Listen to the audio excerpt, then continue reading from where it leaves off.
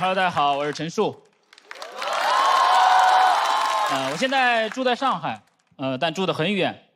有时候去市中心的路上会收到一条文旅短信：这里是上海。我说什么？这里是上海？那刚才是哪里？该不会回去的时候还要给我发一条吧？这里不是上海了啊，侬晓得吧？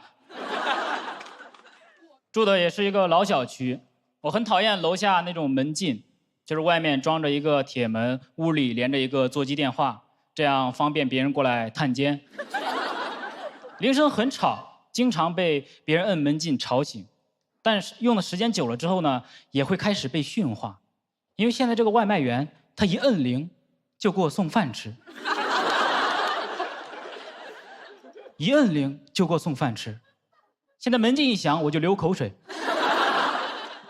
很不方便，经常拦住一些外卖和快递，还有一些弄丢门禁卡的住户。那么谁是这个粗心的住户呢？有天夜里我2点多才回到家，一摸兜，完了，被防住了，站在楼下就进不去。我终于知道大禹为什么3过家门而不入，门禁卡被大水冲走了。没办法，想回去呢，就只能摁别人家的门禁，变成自己最讨厌的样子。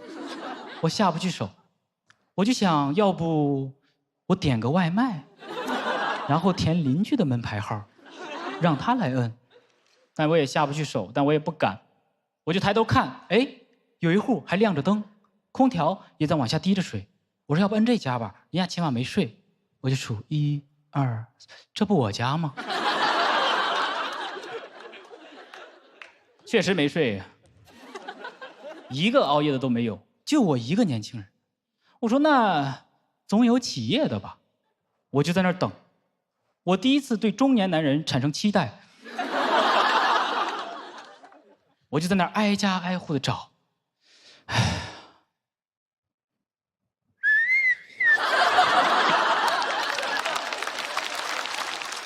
等到手机没电了，也没有人起来。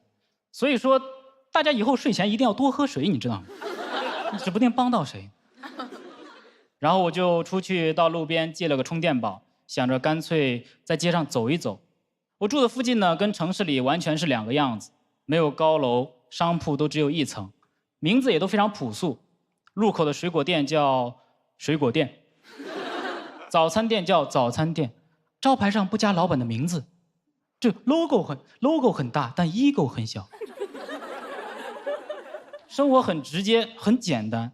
市区的理发店全是什么 beauty hair、fashion salon， 我这儿就叫快剪，甚至不叫10元快剪，就叫快剪。听上去根本不像店名，像是一种命令。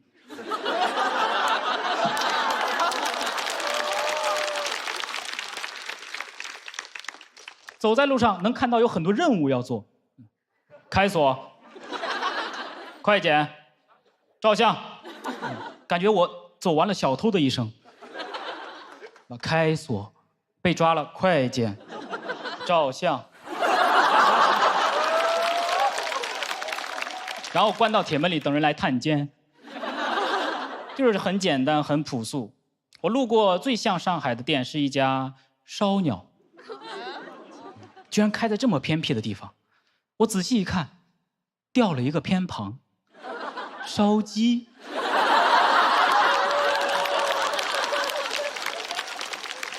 合理了。路上很多店招牌上的字笔画都掉了一些，我看到就开始担心，我说以后进店会不会被招牌砸到，对吧？这要是被偏旁部首砸死了，那尸检报告上该怎么写？死因宝盖头，盖头上了。很难接受这种招牌死法。看到的店名越复杂就越害怕，对吧？因为它笔画越多，掉的越多，概率越大。所以去吃炒面就比小面要更危险，除非炒面已经掉成了小面，再也不敢去吃什么凉面。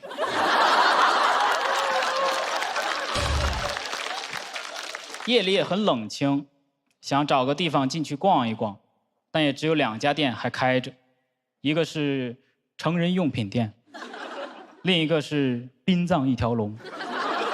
该选哪个去逛？真的很难抉择，而且2家店还就开在一块儿，挨着。你知道从那儿经过是什么感觉吗？就垂死病中惊坐起，哎，忽如一夜春风来。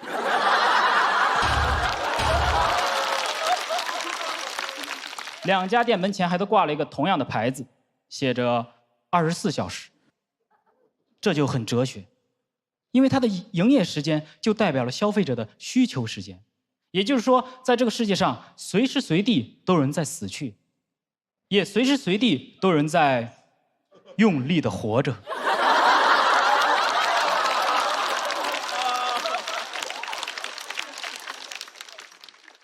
可能就是现在，对，就有人因为意外死去，也有人因为意外诞生。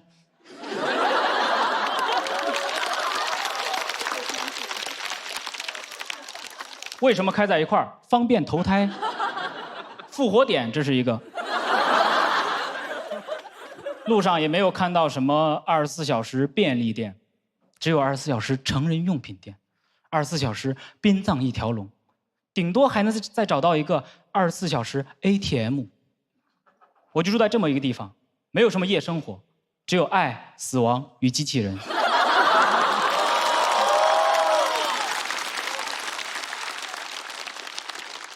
我后来不知道走了多远，只知道天亮的时候，手机又收到了一条短信，这里是上海。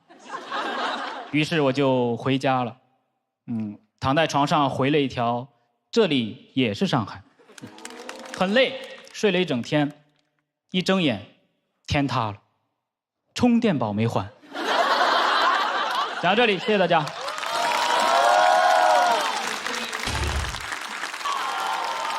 哎，对，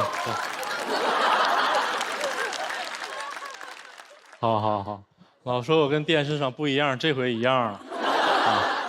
对，我剪了一个很难看的头发。我自己知道，因为每天有不同的人看见我就问我，为什么要自己给自己剪头？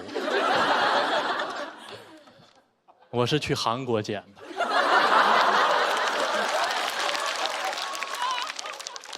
事实证明，人还是得跟理发师沟通。我最开始对他很信任，我说随便剪，突然就不对劲了。最开始我还美呢，还哼歌呢，一寸一寸在挣扎，我已剪断我的发。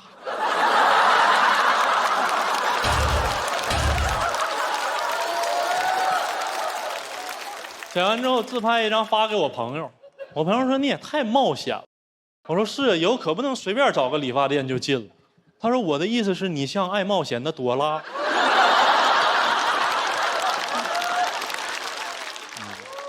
剪完之后我问理发师多少钱，他说折合成人民币300。我说行，给我吧。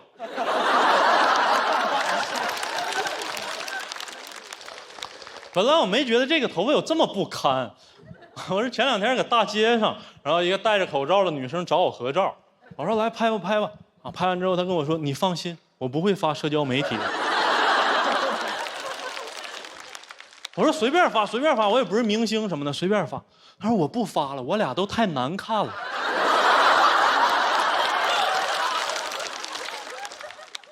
你跟谁俩？我俩呢呀？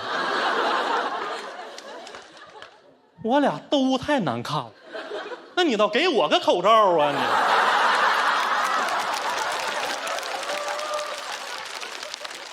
这能比原来难看那么多吗？他是不是近视眼认错人了？拍完照一看，哦，你不是张若昀呐你啊！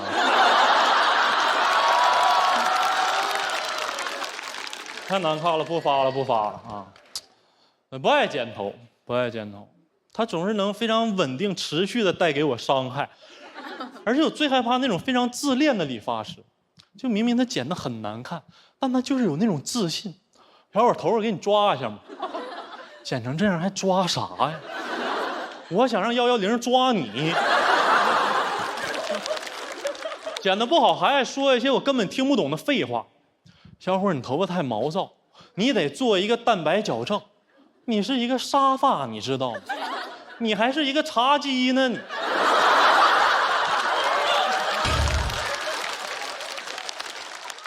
我藏你遥控器了，我沙发。从小我就很想控制自己的头发，但是我不能。我高中管头发也非常严，啊，男生必须得剃寸头，夏天是6毫米，冬天是9毫米，假装的可有人性。我拿你这3毫米保温呗啊！每年到春天就又得剪了。我高中最共情的一句古诗是“2月春风似剪刀”。我说这贺知章是不是我学长啊？而且你头发不能太长，你也不能太短，你不能剃光头，光头算是怪发。如果我是学校，我绝对不说光头是怪发，你让学校很没面子。有人头发长，你很有威严。我告诉你啊，回家之后赶紧给我剃了啊！你拿光头怎么办呢？你只能等待。你不能说，我告诉你啊，回家之后赶紧给我涂米诺地尔啊！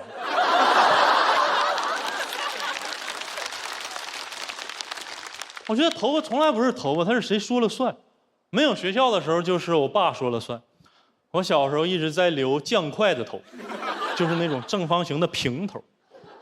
啊，我爸觉得好看啊，有几何之美。我洗个头像拧魔方似的。因为他对我的要求是精神，他希望我头发立正，但我是希望我头发少些。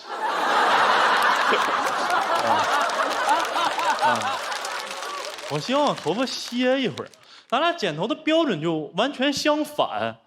他剪头，他是一种农民心态，就你得剪得多，哎，你得有收获。我得看剪得好不好。咱俩就是我看脑袋，他看地。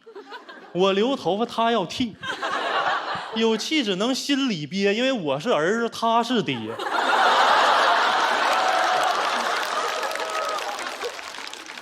每次剪头是我一生气他就满意，我一满意他就说没剪，说我上网去了。其实我真去了。我从小到大不能有个性。我记得初中男生都是留这个齐刘海，有一天我就剪了一刀斜刘海，老师看见我就非常生气，他指着我，他说：“林剪起，我告诉你，你头发是斜的，你心就是斜的。”我说：“老师，你说反了，我头发是斜的，我鞋是新的。”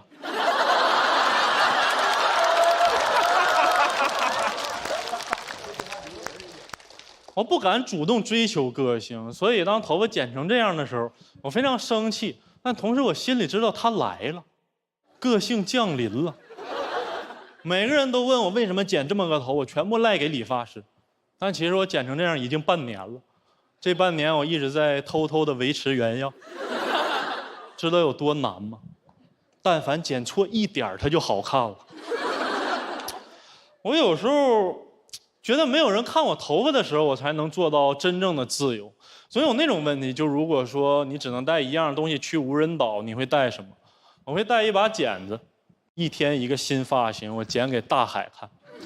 丑就丑吧，我就爱丑，就让大海带走我的爱丑。好，讲到这儿吧，谢谢大家。Hello， 大家好，我是张伟，谢谢大家。哎，大家做到现在还蛮辛苦的，知道想看一点快一点的表演，满足你们。我是演短剧的，短剧演员。来讲脱口秀，身为脱口秀一句 slogan 很吸引我，人人都能讲5分钟脱口秀，太吸引我了。我没试过1集5分钟。毕业脱口员都抱怨5分钟太短了，不够讲述自己的人生。我说足够了，5分钟我一般重生了。去年短剧不太好干啊，挣不到钱，我妈就让我回老家山东摊牌了。朋友们，这个短剧演霸总只是我一个兴趣啊，实际上我们家自己有企业。我妈很厉害，我妈在山东卖馒头的。哎，馒头在山东饭圈顶流。我妈那个店很大，100多平，8个员工，营业额最好的时候1个月只亏1万。叫我回去很简单，和面大姨不干了，让我回去和面。我说妈，你怎么想的？你儿子当了一个短剧演员，天眼霸总回去卖馒头，丢不丢人？我妈说儿子，妈看过你演的短剧，那个更丢人。你回来吧。我说行吧，女人，再宠你一次。2个星期宠不动了，早上6点起来和面。哎，6点和面就一个想法，不活了。我觉得我人生应该是当明星做演员，差一点应该是走 T 台做男模啊。现在天天做模，受不了。我还想回去演短剧。我妈说你是不是脱不下你总裁的西装？我说妈妈，咱们已经亏6万块钱了，已经不是你儿子脱1件衣服就挣回来的，需要带围裙啊，需要带围裙干点活。哎呀，有趣。再说我天天在这和面做馒头的话，那我之前用功读书算什么？这话给我妈问住了。我妈说：“你哪儿读书了？你高考300来分，哎，用功读书怎么会从你的嘴巴说出？”而且儿子，360行，行行出状元，都听过这句话吧？但朋友们，我觉得状元之间是有差距的。程序员状元比尔盖茨，金融状元股神巴菲特。我去网上搜了历史上做面食最有名的男人，搜出来5大郎。但是除了和面之外，我会给我们家一些别的一些生意上的建议，因为我商业经验真的很丰富。之前演短剧的时候，我分别在 A 城、龙城、金港当过总裁。我说妈，你不能光发展这个实体店，线上外卖渠道也要拓展一下。但真的上架的时候，我才意识到一个问题，朋友们，外卖不能单价太低，一个馒头5毛钱。20起送，来了一单，清仓了。这是没用券的情况下，用了券20块钱60个馒头，60个，你很难说这是外卖，这是粮草。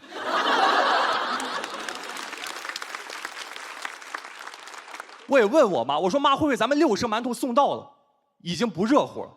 我妈说不会，儿子。因为咱们家用的是淘宝闪购，淘宝闪购送货超快，比短剧都快，品质有保障，用券更划算，大家都爱用。我说淘宝闪购有趣，你有资格做我张维的合作伙伴。虽然现在没戏拍了，但在生活中会演一点短剧啊。因为闲的没有戏拍，不光我没有戏拍，我身边那些演短剧的朋友也没有什么戏拍。被 AI 短剧冲击得很厉害。哎，我看一圈之后，我发现居然做馒头最稳定，这是我的基本盘。真的，他们天天吃不上饭，我天天晕碳。我妈说：“儿子，你才想到，妈早就布局好，你就在咱们山东和一辈子面，活到老，活到老。”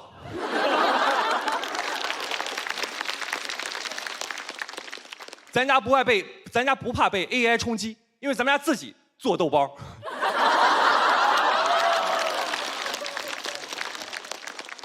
之前讲完这个段子，老有些观众问我说：“张维，你家店在哪儿？看完脱口秀想买点馒头支持你一下。”感谢大家，但是我家店呢离演出地方很远。你说你看完脱口秀坐个小地铁就会买几个馒头，没必要啊，没必要。我一般会把馒头带过来，现场卖。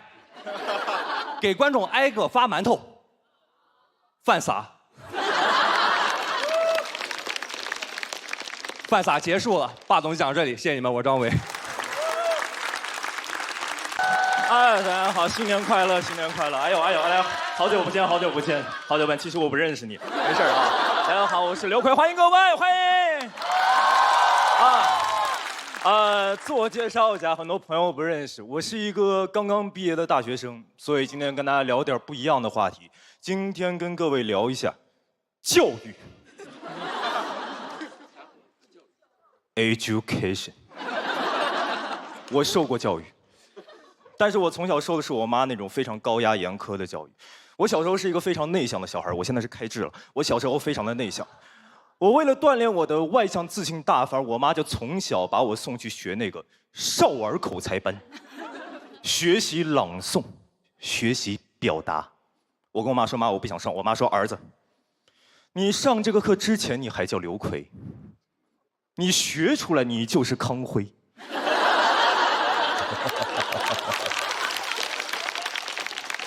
各位，我当时才5岁，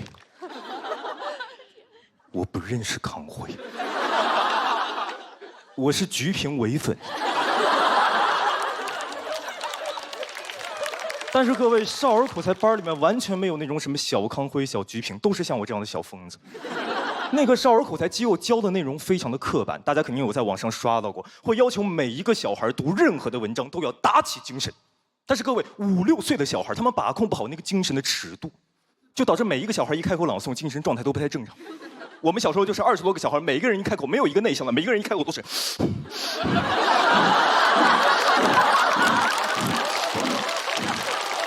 我上课的时候，我特别想告状，我想说老师，他抢我氧气。回头一看，老师已经在后面。我们就是这样，所有东西非常的刻板。比如说，非常多的文章，大家小时候学过，第一个字儿永远是啊，春天。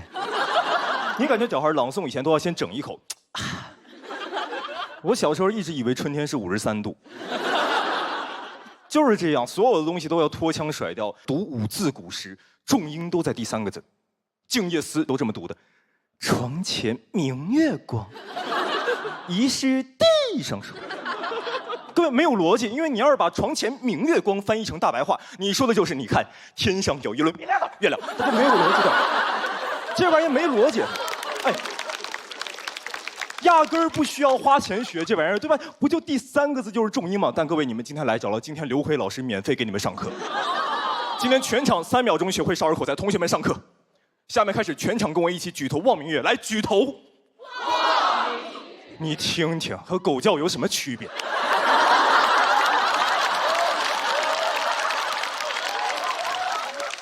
我都怕这帮小孩长大之后偷偷来到现场看我的脱口秀，我在台上讲一个段子，他们在台下哈哈哈哈哈。哎，这个梗很有讲究的，这个梗说明5哈里面只有一个重点。让我们把掌声送给5哈的重点邓超老师，让我们对吧？就是这样。就是我们学东西一定非常刻板。你比如说，我们不懂文章的意思，老师为了让我们更加精准的表达，就要求我们把每一个字儿都精准到我们的手势动作上，就导致我们的朗诵特别像在练武术。我们小时候一篇文章就是这么朗诵的：自从那一天，我的妈妈发现了我。一堂课上下来，口才没学会，肩胛骨都骨折了。我是5岁上的那个机构，我带过那个机构的标语，我到现在还记得。那个标语叫“学习艺术，报效祖国”。我说你这样，哈哈哈哈哈！祖国只会报效。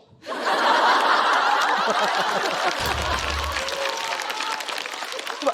我不仅学过少儿口才，大学我学的是播音主持，我也兼职过少儿口才老师。很多家长就不负责任，把孩子送到我们2楼学少儿口才，自己立马去1楼打麻将。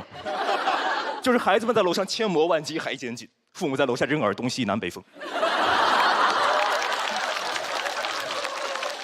我们就是这样学这些东西。我是按照我正常的方式教孩子，平时怎么说话、怎么做事就怎么朗诵，没有这些假模假式的动作。不到1周时间就被家长投诉了，说我教的不够认真，说我声音不够大，动作不够大。我当然就跟他说了，你觉得声音大，动作好，你怎么不这样？你怎么不这样跟我说话？他给我来了一句，他说我这么大人了，我可不来。这就是家长的态度，觉得孩子不学点什么就输在起跑线上了。但孩子教出来是假大方，家长也是真小气。因为有非常多的兴趣班可以选择。我都猜到家长在家里怎么交流的了。老公跟老婆交流说：“哎，咱给孩子送去学钢琴吧。”不买，钢琴那贵死了，要买5、6万呢。那送孩子学吉他，那不买吉他，吉他需要买吉他那1、2千呢。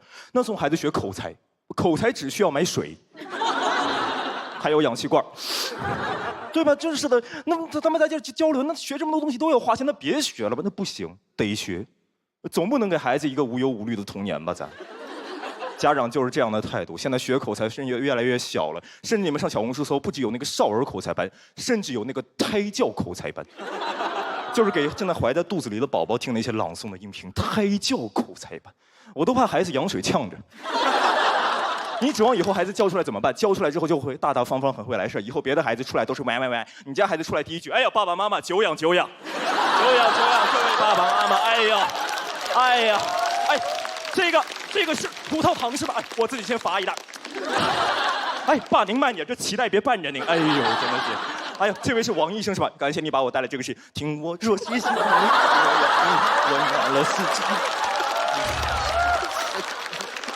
所以朋友们，你看学少儿口才这些东西真的没太大的用处，很多机构教的内容就是刻板。你学了以后，你教不出，你成为不了小康辉，成为不了小曲平的。你学20年以后，你顶多能成为刘奎。各位，不管就是一个纯流水的生产线，管你什么不同性格的孩子，管你什么 INFP、ENFP， 教出来都是我这种 ADHD。就是我理解家长的焦虑，各位，因为家长老跟我说一句话，说自己家里没背景、没资源，得靠孩子自己的努力变得更加的外向、大方、热情，才能被喜欢。我说 OK， 我理解，但是没背景、没资源，那不是你的问题吗？干啥要把压力给孩子呀？对吧？按这个逻辑，你应该去提升背景；按这个逻辑，你应该学少儿口才，对吧？你别让孩子天天学什么举头望明月这种东西，你倒是在你们部门聚餐的时候，你说今天我买单。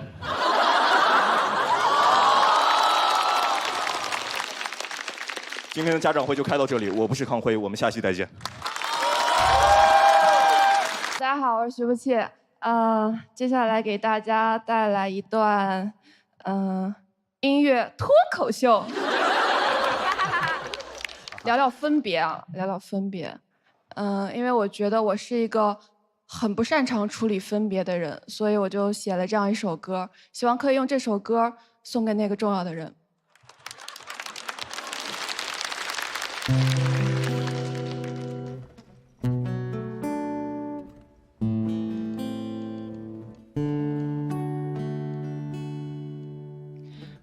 我和你的缘分就这么3年，你赶我走，好像我从没有出现。我搬出东西，从你家里边，只有一个请求，你能不能成全？我亲爱的房东，你就把押金退我吧。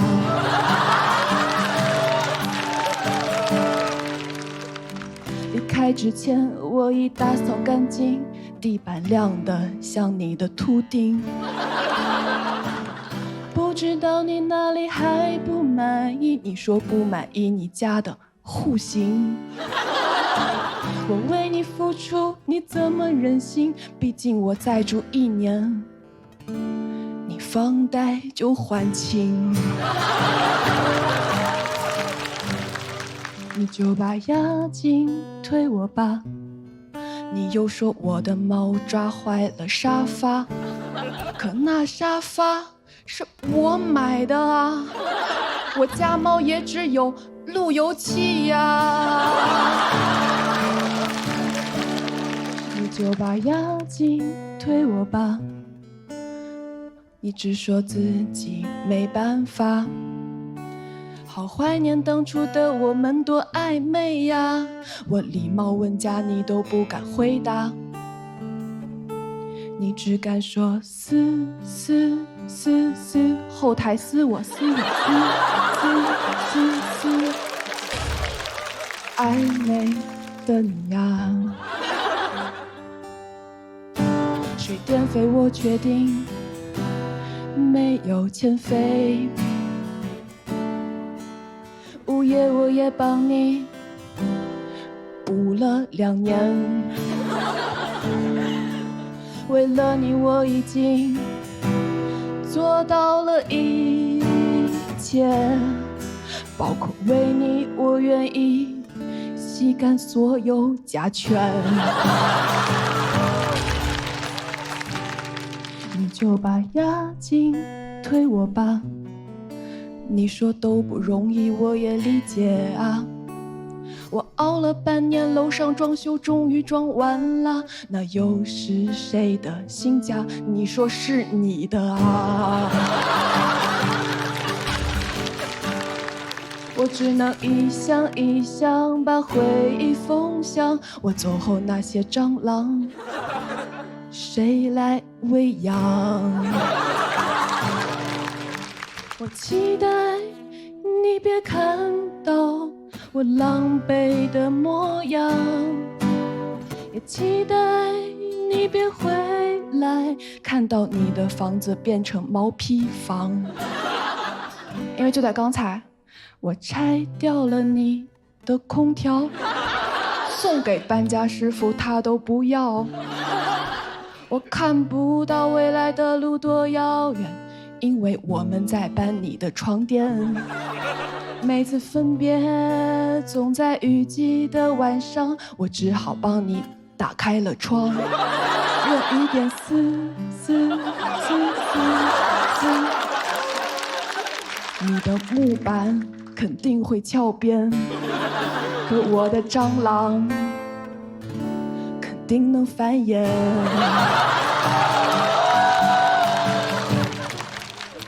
你也会想念我吗？在这炎热的盛夏，因为我拆下来的空调和空调外机不小心撞反了。你也会想念我吗？你坐在我的沙发，你是否也会看着电视发呆？因为你遥控器在我这儿呢。你就把押金退我吧，拆不掉的煤气灶好像在看笑话。你相信吗？你相信吗？所有仇和恨终将被放下。你听啊，是丝丝丝丝丝，是你家的瓦斯。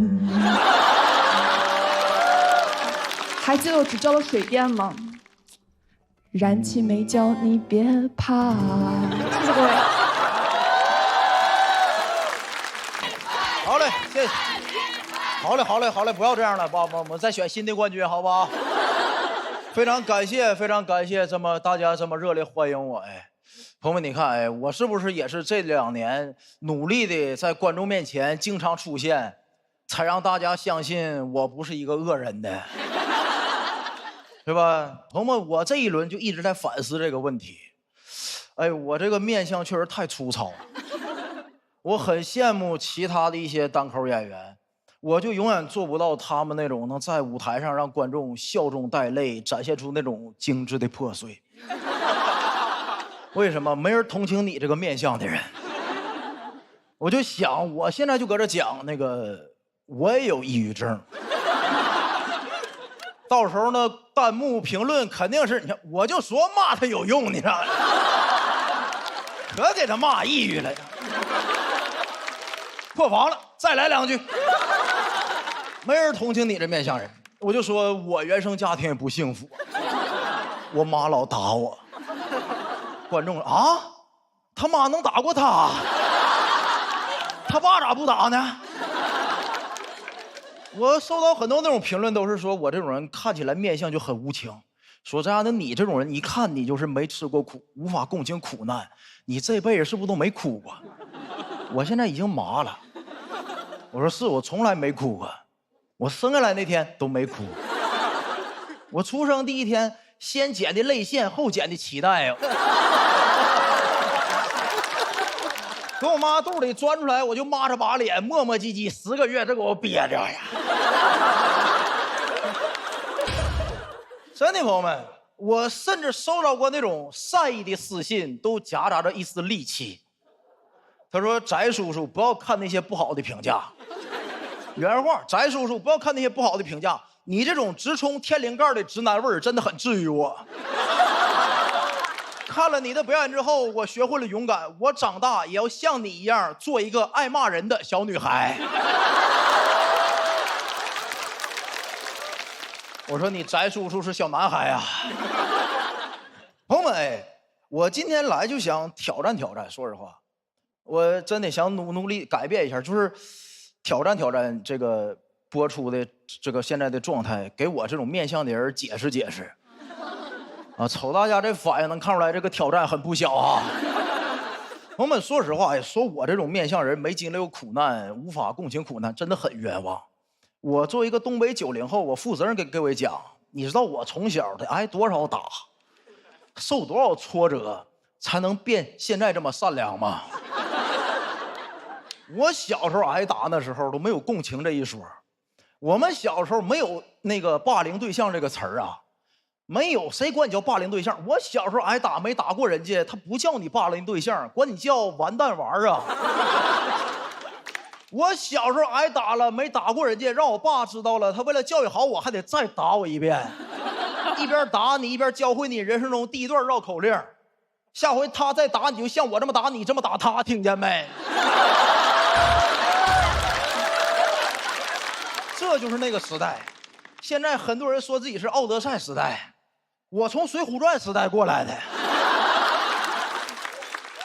真的，《水浒传》时代看过《水浒传》的朋友应该知道，《水浒传》的流氓打人零强零弱，强的他也打，弱的他也打，打强的他有成就感，打弱的他有趣味性，你知道吧？他们打你会给你一个毫无逻辑但是百搭的理由，叫你挺美的。就你叫翟亚宁啊，你挺美的呗。毫无逻辑，就你学习好啊，你挺美的呗。有时候都前后都矛盾，你长这么磕碜，那你挺美的呗。一边打你还一边喊让你美，让你美。打完之后问你还美不？我从小就能共情潘金莲，我就知道美是一种罪过啊，朋友们。哎呦我的真的妈！长大之后看那广告我都害怕，那个面膜广告说你本来就很美啊。这就是我那时代经历的。朋友们，我说实话，对于霸凌我真的很有话语权。前2天我看了一个关于霸凌的帖子，一边同情一边又很伤心。他说你以为的霸凌是我刚才讲那种黄毛堵你墙角踢你管你要钱，他说真实的霸凌是一堆面相和善的人，然后形成一个小团体孤立你一人，完了嘲笑你。我说句心里话，朋友们，虽然孤立人也不对哈，但我多么希望我小时候经历的是这些真实的霸凌。他孤立你一人，那不是放过我一马吗？我都没看懂啊！一群人形成一个团体，把你孤立起来嘲笑你，这不脱口秀吗？这不是？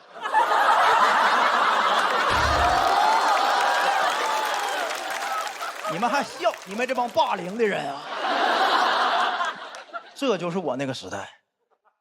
没有人因为你挨打了同情你，但你会因为扛过挨打而有人夸你。我经常被夸，翟亚宁你真厉害，被5个人踢自己就站起来了，就这么夸你。如果这也算夸奖，我也夸了很多1轮游选手，我说你真厉害，在台上2-5分钟自己就下去了。这就是那代人情商。而且你知道最讽刺的就是挨打这个人本身，他也不因为挨打而感到难受，他会经常也因为自己扛过去挨打很骄傲。我经常跟别人说，这也就打的是我，要你早被打死了。所以朋友们，这就是我那年代的问题，你知道吧？很多男性他就以为那个挨打了之后，挨过苦难之后跨过去了是用来吹嘘的。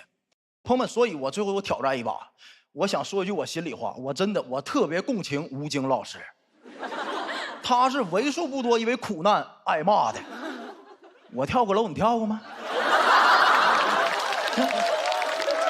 这是苦难呐！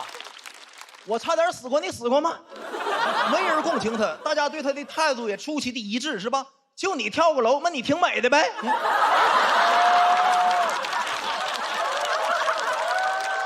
我共情他，我们只是没学会这个时代的表达方式而已。咱不会半夜12点在小某书上发一个帖子，是吧？被坦克压过的，请来我这儿集合一下。没学会呀、哎，朋友们，说实话，哎，非常感谢各位跟我笑到现在。真的，我一点不骗各位，真诚的说，这个段子这个主题应该是我讲了3年线上写过最难的一个段子。如果你们一下不笑，这段子就是纯直冲天灵盖直男味儿的演讲。谢谢各位，谢谢。我真的很开心，但也不敢太开心，因为开心过头了之后，播出来就有人骂你，就你叫翟亚宁啊，你挺美的呗。